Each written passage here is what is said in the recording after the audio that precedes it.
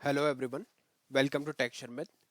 आज के सेशन में हम कोबोल से रिलेटेड एक और टॉपिक कवर करेंगे, जिसमें हम एक स्टेप और पढ़ेंगे टेबल्स के लिए।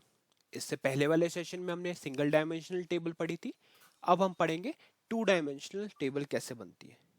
ठीक है, तो उस चीज को समझने से पहले मैं एक चीज आपको बस रिकमेंड करूंगा कि अगर अभी तक आप लोगों ने पहले वाले सेशंस वॉच नहीं किए तो आप पहले उनको वॉच कर सकते हो, क्योंकि ये जो पूरी प्लेलिस्ट है एक प्रॉपर सीक्वेंस और सिंक में है। तो अगर आप उसको सिक्वेंशियली ही फॉलो करोगे तो आपके लिए और भी ज्यादा इजी रहेगा ऑनगोइंग टॉपिक समझना। ठीक है, और इसमें इस चीज को समझने के लिए जो टू डायमेंशन हम टेबल समझेंगे, उसके लिए मैंने ऑलरेडी एक प्रोग्राम क्रिएट किया हुआ है TSCBPGM91 नेम से। इसको मैं आपको वॉक थ्रू करवाऊंगा, है ना। इसमें जो बेसिक कोड लिखा हुआ है वो हम समझेंगे, और फिर देखेंगे कि कैसे उस बेसिक कोड को हम फर्दर एक्सपेंड करेंगे, एक एक चीज स्क्रैच से लिखेंगे और समझेंगे कि टू डायमेंशनल टेबल कैसे बनती है।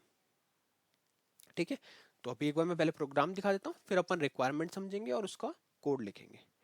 तो इस प्रोग्राम को मैं एडिट मोड में ओपन करता हूँ। इसमें बेसिक सी जो टर्मिनोलॉजीज लिखी हुई है वो मैं एक्सप्लेन कर देता हूँ।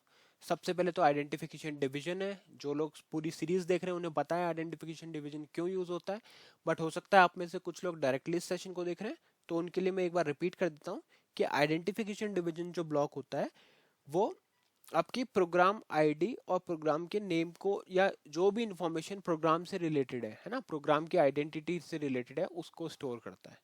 ठीक है, तो यहाँ पे अगर आप देखोगे तो हमारे पास क्या क्या स्टोर्ड है, प्रोग्राम आईडी और ऑथर का नेम। ठीक है, तो प्रोग्राम आईडी में हमारे पास है TSCBPGM91, है ना। 90 पहले वाला कोड का था, इसको 91 करेंगे। और ऑथर में हमने लिख दिया टेक्सचर मिथ, मतलब ये जो है ये कोड है वो टेक्सचर मिथ का। ठीक है, ऑल राइट। अब आपके केस में क्या होगा, बस प्रोग्राम का नेम चेंज हो जाएगा और ऑथर का नेम चेंज हो जाएगा। उसके बाद में हमने लाइन नंबर 5 से लेकर लाइन नंबर 7 तक 3 कमेंट लाइन बनाई हुई है। कमेंट लाइन का पर्पस बस इतना है कि हमारे को प्रोग्राम की जो भी इंफॉर्मेशन, आपको जैसे कोई भी कॉम्प्लेक्स लॉजिक आप लिख रहे हो या कोई भी लाइन को आपको एक्सप्लेन करना है, तो वो आप यहाँ पे मेंशन कर सकते हो। बट अभी के लिए मैं इसको सिर्फ टॉपिक का नेम शो करना चाह रहा हूँ यहाँ पे, तो मैंने टॉपिक का नेम शो करने के लिए यहाँ पे डाल दिया ये 3 कमेंट लाइन। तो कैसे बनता है कमेंट, फर्स्ट लाइन से काउंट करोगे 1 2 3 4 5 6 7, और सेवंथ पोजीशन के बाद आप जो भी लिखोगे वो एज ए कमेंट ही कंसिडर होगा। तो ये तीनों लाइन हो गई हमारे पास। अब इसके बाद में क्या लिखा है, टू डायमेंशनल टेबल। तो बस एक टॉपिक का नेम, आपको एक टेबल एक बॉक्स वाले स्ट्रक्चर में मैंने शो करने के लिए 3 कमेंट बनाया। लाइन नंबर 10 पे हमने स्टॉप रन लिखा हुआ है, जो क्या करेगा, जैसे इस लाइन पे पहुंचेगा कोड तो वो उसको टर्मिनेट कर देगा कोड को।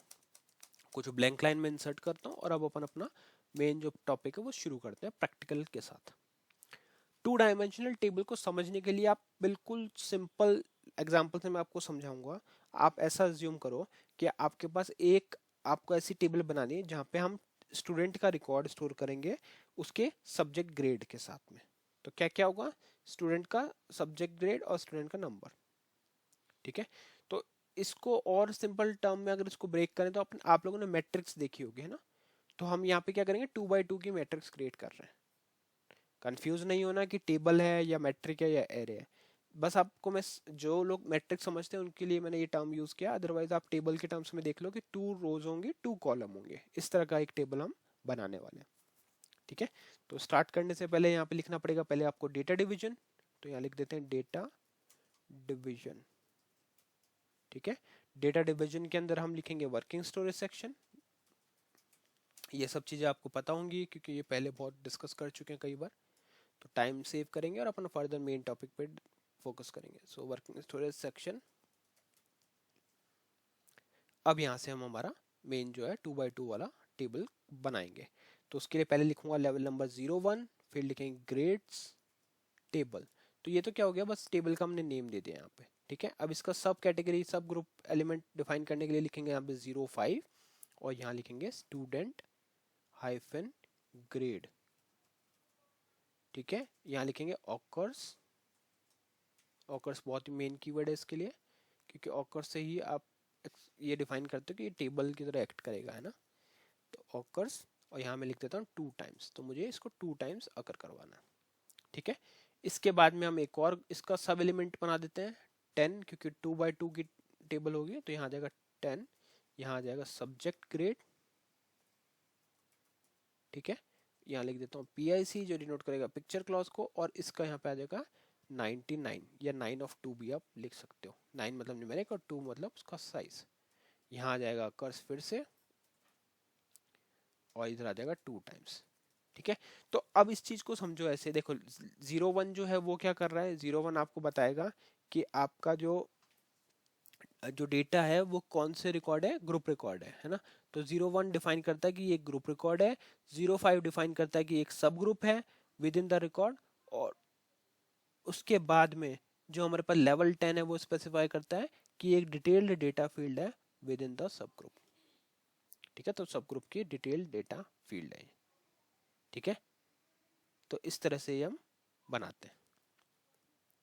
तो अभी ये डिफाइन हो गया। अब इसको डिफाइन करने के बाद में हम इसमें कुछ वैल्यूज असाइन कर देते हैं जिससे आपको और क्लैरिटी मिलेगी। तो उसके लिए अपन यहाँ पे करेंगे पेज डाउन, और यहाँ लिख देंगे प्रोसीजर डिवीजन,